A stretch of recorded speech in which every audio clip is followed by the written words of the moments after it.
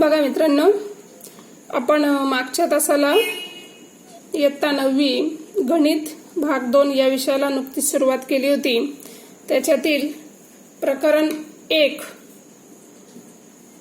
भूमितीतील मूलभूत संबोध हे आपण सुरुवात केली होती।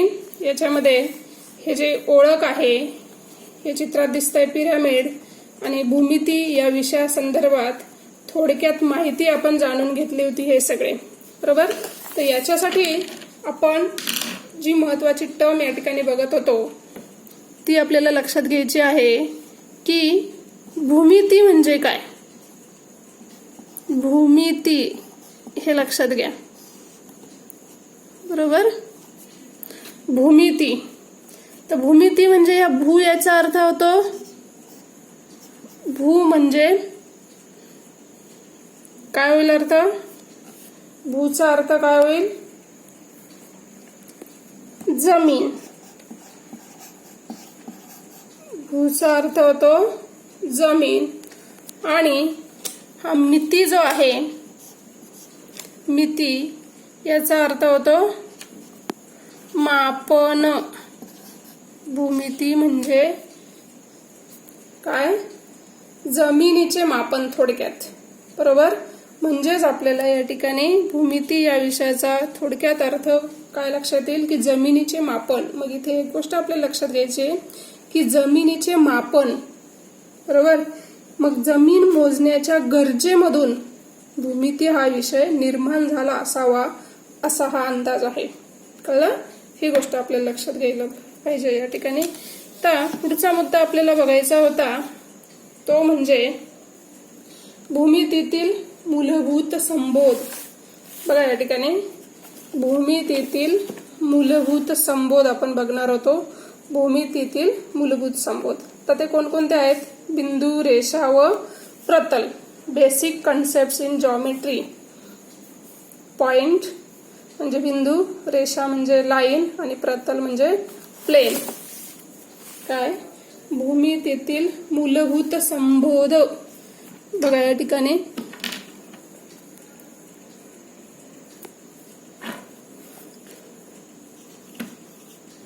भूमितीतील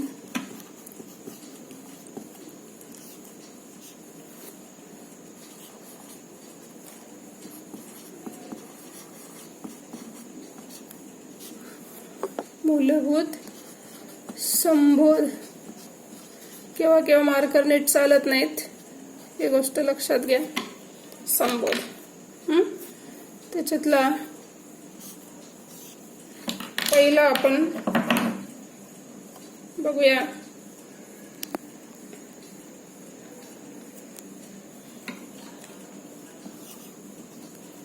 बिंदू। भूमितीतील मूलभूत संबोध। तर बिंदू म्हणजे काय बघा, बिंदू म्हणजे मी पेन्सिलीने फक्त या ठिकाणी हा एक पॉइंट ठेवला बघा, बरोबर। याला बघा मूलभूत संबोध। मूलभूत संबोध याचा अर्थ काय की ज्याप्रमाणे संख्या असतात बघा, संख्यांची व्याख्या करता येते का, नाही। मग ज्याप्रमाणे आपण संख्यांची व्याख्या करत नाही त्याचप्रमाणे बिंदू, रेषा व प्रतल यांची व्याख्या केली जात नाही। ते जसेच्या तसे स्वीकारले जातात, गृहीत धरले जातात, आणि त्यामुळे त्यांना मूलभूत संबोध असं म्हणतात। ही गोष्ट लक्षात घ्या, बरोबर। मग त्याची आकृती कशी असेल, तर हा जो आपण पॉइंट दिलाय, कारण बिंदू म्हणजेच पॉइंट, बरोबर। हा पॉइंट दिला आहे, तो पॉइंट म्हणजेच बिंदू। त्याला नाव कसं द्यायचं, तर पॉइंटचा पी, म्हणजे मी या ठिकाणी समजा लिहिलं मी पी, कॅपिटल पी लिहिलाय, हा पॉइंट आहे, ओके। हा जो तुम्हाला पॉइंट दिसतोय हा पॉइंट, याला मी समजा पी हे नाव दिलं। आता नाव कसं द्यायचं, पीच द्यायला पाहिजे असं नाही। ए पासून झेड पर्यंत ही जे इंग्रजी मधली अक्षर आहेत त्याच्यापैकी तुम्ही कोणतंही अक्षर म्हणून त्याला नाव म्हणून देऊ शकता। ए पासून झेड पर्यंतचे कोणतेही अक्षर, फक्त अट काय की ते कॅपिटलच असलं पाहिजे। ए पासून झेड पर्यंतचं कॅपिटल अक्षर हे तुम्ही बिंदूला नाव देऊ शकता कोणतेही. ओके, ते लिहायचं कसं, हे लिहायचं कसं, त्याचं लिखाण म्हणजे किंवा वाचन लिहायचं असं आणि वाचन किंवा लिखाण कसं करायचं त्याचं, बिंदू पी, बिंदू पी हे त्याचं लिखाण किंवा वाचन असं आहे. ओके, बिंदू ए, बिंदू बी, बिंदू सी, बिंदू एक्स, बिंदू वाय असं कुठलंही तुम्ही देऊ शकता. त्याच्यानंतर दुसरा पॉइंट,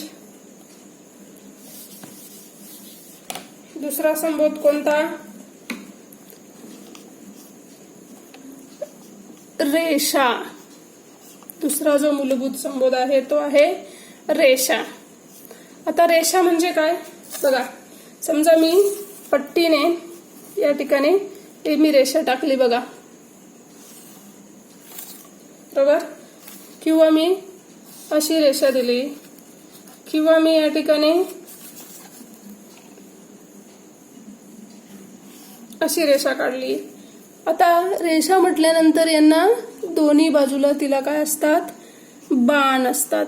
बाण कशासाठी असतात सांगा बरं, बाण काय दर्शवतात सांगता येईल?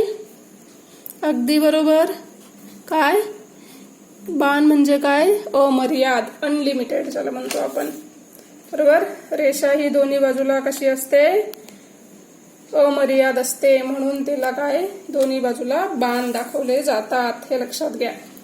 आता मग नाव कसं द्यायचं, दोन पद्धतीने नाव देता येतं बघा. आता ही जी रेषा आहे हिला समजा मी स्मॉल एल टाकला, स्मॉल एल, बरोबर.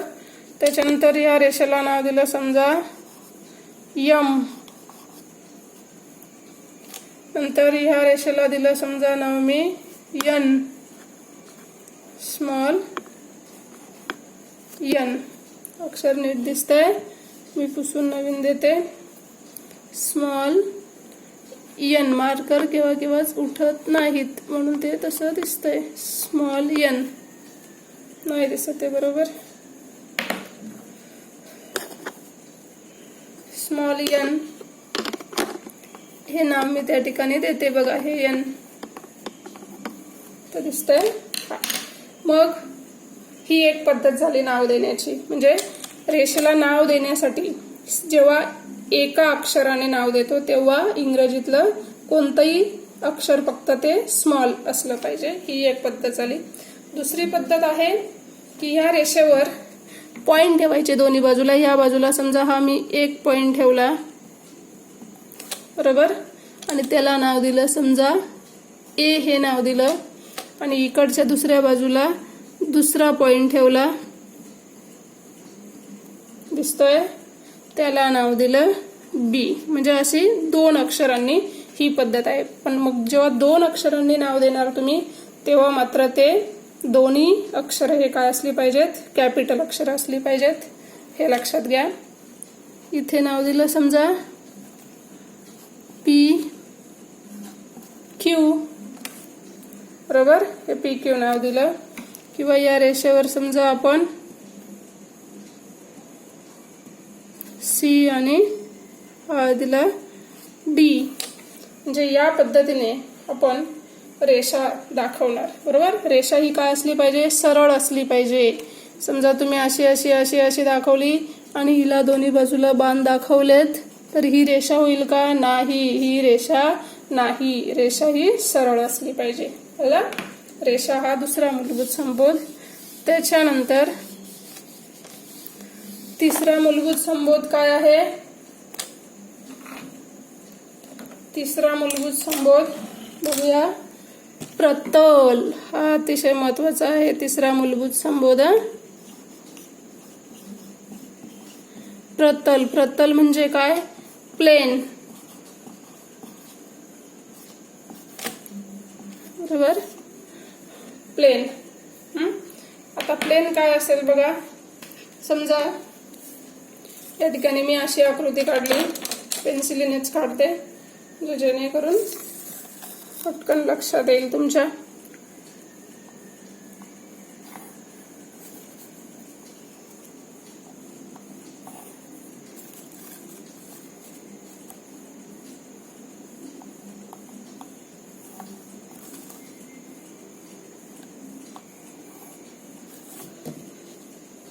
बरोबर.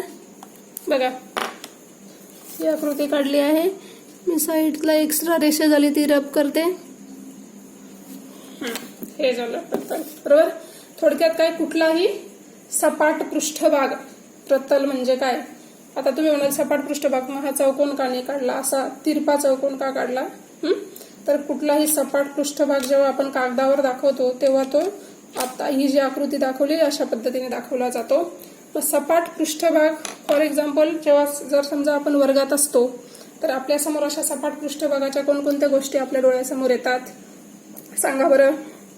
उदाहरण, बरोबर, फळा, ब्लॅकबोर्ड आपला. त्याच्यानंतर भिंत, सपाट पृष्ठभाग, बरोबर. त्याच्यानंतर अजून काय, आपली जमीन. थोडक्यात जमीन म्हणजे आपण जिथे बेंच ठेवले तो पृष्ठभाग. त्याच्यानंतर टेबलाचा पृष्ठभाग, तुमचा बेंच असेल, बेंचचा फळी सपाट. हे सगळे काय आहेत, अमर्यादित सपाट पृष्ठभाग आहेत. ते अशा अमर्यादित सपाट पृष्ठभागाला प्रतल असं म्हणतात. अमर्यादित काय का म्हटलं, तुम्ही तर म्हणणार की हे अमर्यादित नाहीये. अमर्यादित असा शब्द का वापरला की ही जी बाजू आहे ही बाजू इकडे किंवा ही बाजू इकडे, नंतर ही बाजू इकडे आणि ही बाजू इकडे अशी आपण कितीही वाढवू शकतो, म्हणून त्याला अमर्याद असं म्हटलंय. त्याला नाव द्यायचं. आता हे प्रतल आहे, आता समजा त्याला पी हे नाव दिलं, कॅपिटल अक्षराने नाव द्यायचं. याच्यासाठी सुद्धा ए पासून झेड पर्यंत कोणतंही इंग्रजी अक्षर मात्र कॅपिटलच लिहायचं. ओके. किंवा आपण प्रतल म्हणजे हे वर्तुळ आहे, हे वर्तुळ सुद्धा प्रतल असू शकतं. त्याच्यानंतर हा त्रिकोण, हा बंदिस्त पृष्ठभाग थोडक्यात, बरोबर. हे त्रिकोण मी काढला, हे त्रिकोण हे सुद्धा प्रतल असू शकतं. ओके. मग या ठिकाणी तुम्हाला भूमितीतील मूलभूत संबोध काय, रेषा, बिंदू आणि प्रतल हे तीनही आपण मूलभूत संबोध जे आहेत ते या ठिकाणी बघितले. आता आपण पुढे बघूया काय आहे. पुढे बघा,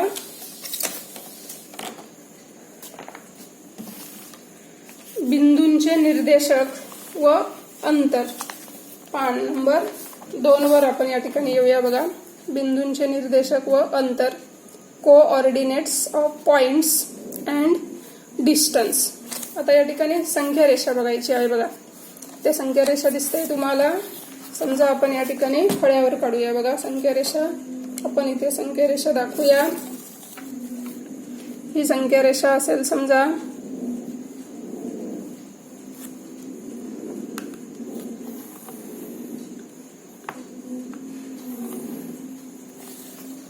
ओके.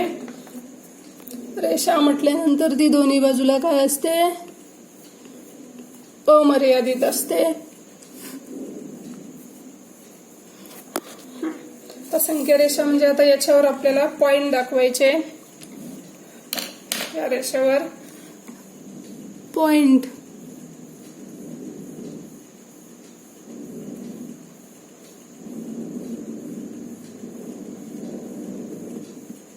पॉइंट दाखवायला मला थोडा त्रास होतोय, म्हणजे मार्कर उठत नाही ना लवकर, म्हणून त्याला वेळ लागतो. तरी पण आपण समजून घेण्यासाठी दाखवूया.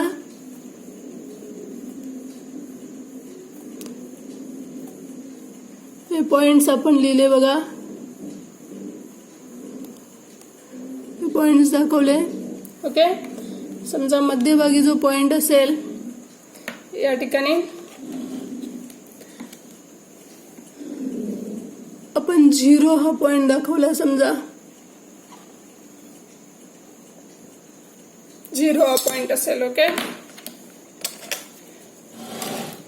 नंतर मग ही राईट साइड आहे. राईटला धन असतात ना, प्लस किंवा पॉझिटिव्ह पॉइंट्स असतात. 1 2 3 4 5. ओके. नंतर या ठिकाणी हा -1 -2 -3 -4 -5 या पद्धतीने. ओके. हा, आता इथे पॉइंट आपण दाखवूया. समजा 0चा जो पॉइंट असतो तो नेहमी O ने दाखवायचा. या संख्यांवर आपण इथे पॉइंट लिहूया. मार्कर उडतो का बघते बघा. ओ, बरोबर. त्याच्यानंतर इथे समजा असेल डी,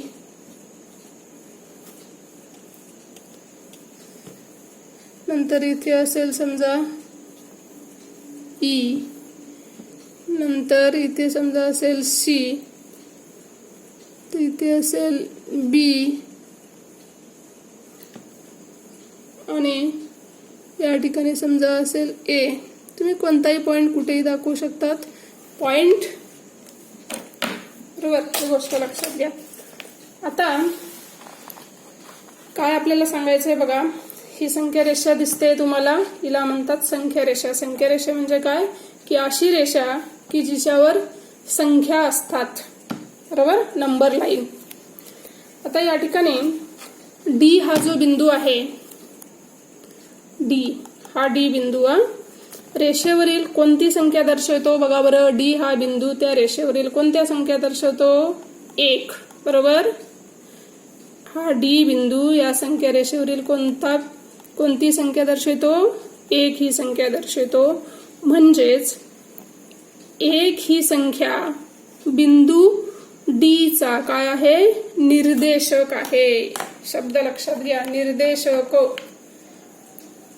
काय? निर्देशक असं म्हणतात त्याला.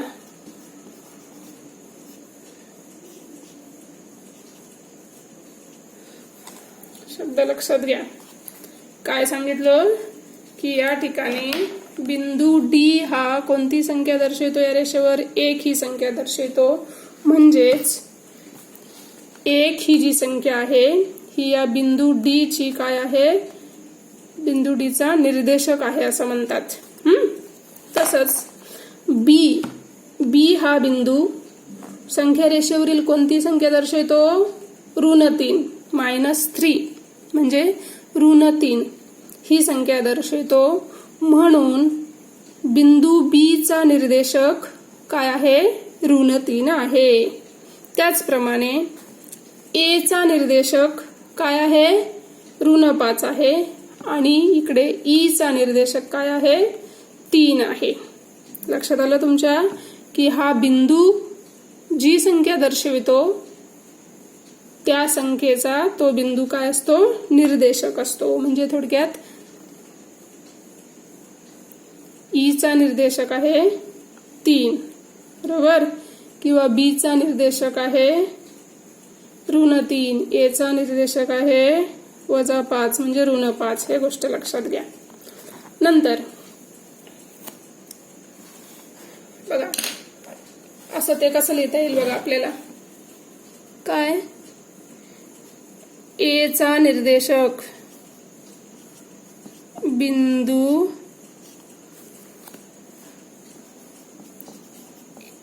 ए चा, एक मिनिट मी पान घेऊन तुम्हाला समजावते.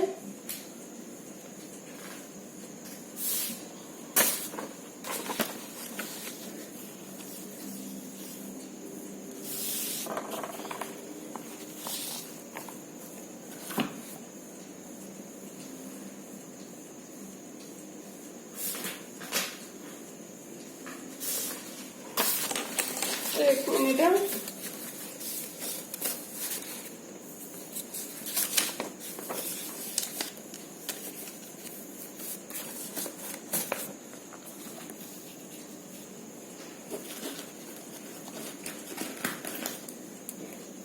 बघा या ठिकाणी बिंदू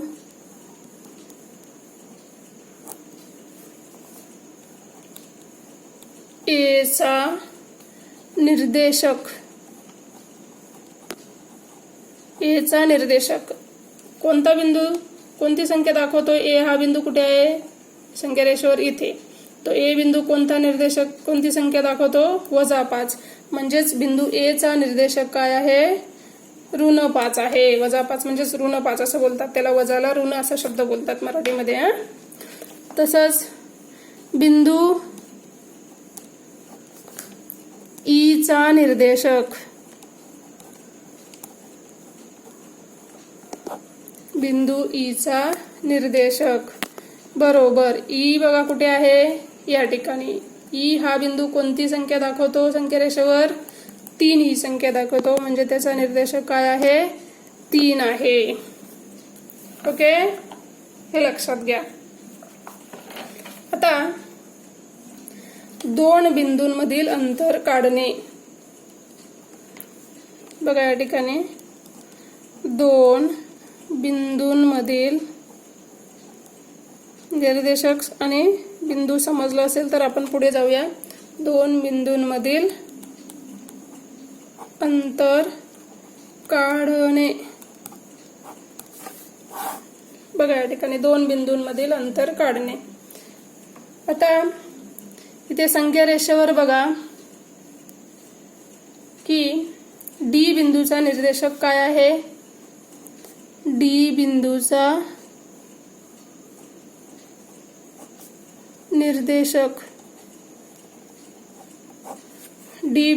निर्देशक कोणता आहे? बघा बरं संख्या रेषेवर डी बिंदू कुठे आहे? हा डी बिंदू. याचा निर्देशक म्हणजे डी बिंदू कोणती संख्या दाखवतो? 1. म्हणजे डी बिंदूचा निर्देशक आहे 1. ओके. त्याच्यानंतर ई बिंदूचा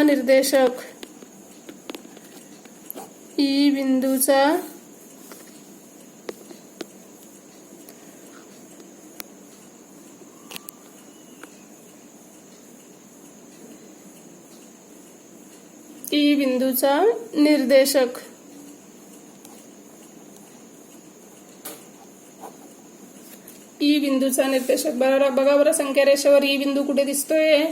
या ठिकाणी. ई बिंदू कोणती संख्या दाखवतो? 3. म्हणजे ई बिंदूचा 3 हा काय निर्देशक आहे. म्हणजे ई बिंदूचा निर्देशक बरोबर 3. आता इथे एक गोष्ट लक्षात घ्यायची बघा. 2 बिंदूंमधील अंतर काढणे म्हणजे हे दोन्ही बिंदूंचे निर्देशक आधी लिहून घेतले. त्याच्यानंतर मग मोठा निर्देशक कोणता?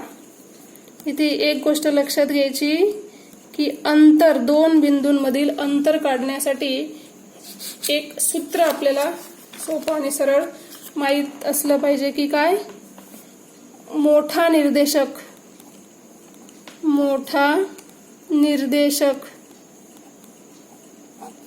आणि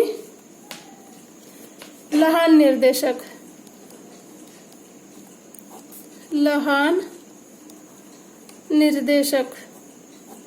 बरोबर. या दोघांची काय करायची? वजाबाकी करायची. एक गोष्ट लक्षात घ्या, या दोन्ही बिंदूंच्या निर्देशकांमधील अंतर काढण्यासाठी काय करायचं की जो मोठा निर्देशक असेल त्याच्यातून लहान निर्देशक वजा करायचा. बरोबर. मग हे जे अंतर असतं बरोबर की बिंदू डी व बिंदू ई मधील अंतर ते असं लिहिलं जातं बघा. डी लिहायचा, कौस करायचा. कोणत्या 2 बिंदूंमधील अंतर काढतोय आपण?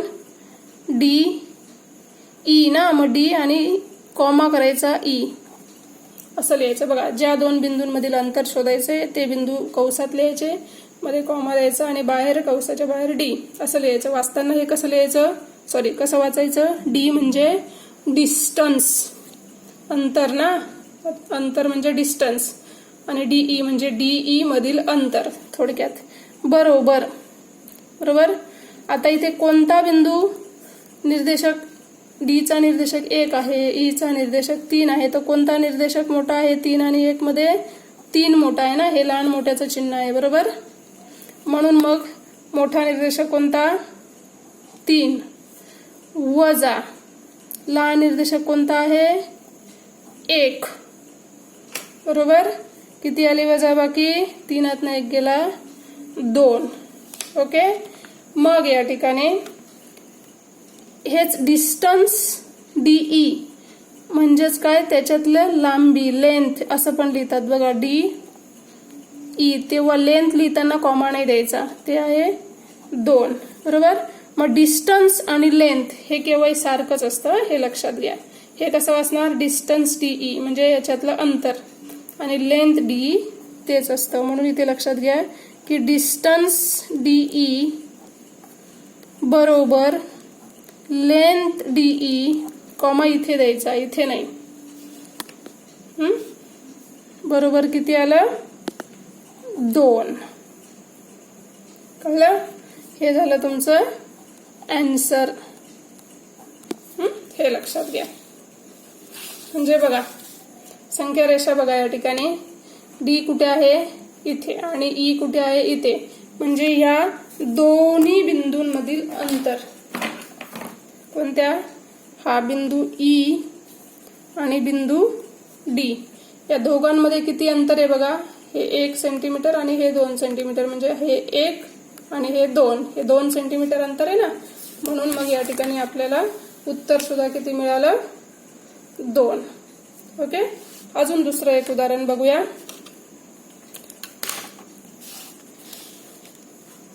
बघा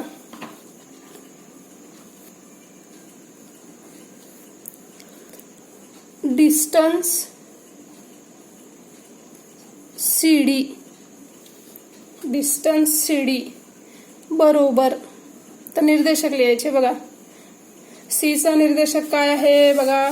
संख्या रेषेवर सी चा निर्देशक, संख्या रेषेवर सी चा निर्देशक बघा काय आहे? सी चा निर्देशक आहे या ठिकाणी कोणती संख्या दाखवतोय? सी 2 वजा 2 ऋण 2. ओके. मग सी चा निर्देशक आहे, लक्षात घ्या बघा, सी चा निर्देशक ऋण 2 आणि डी चा निर्देशक काय आहे?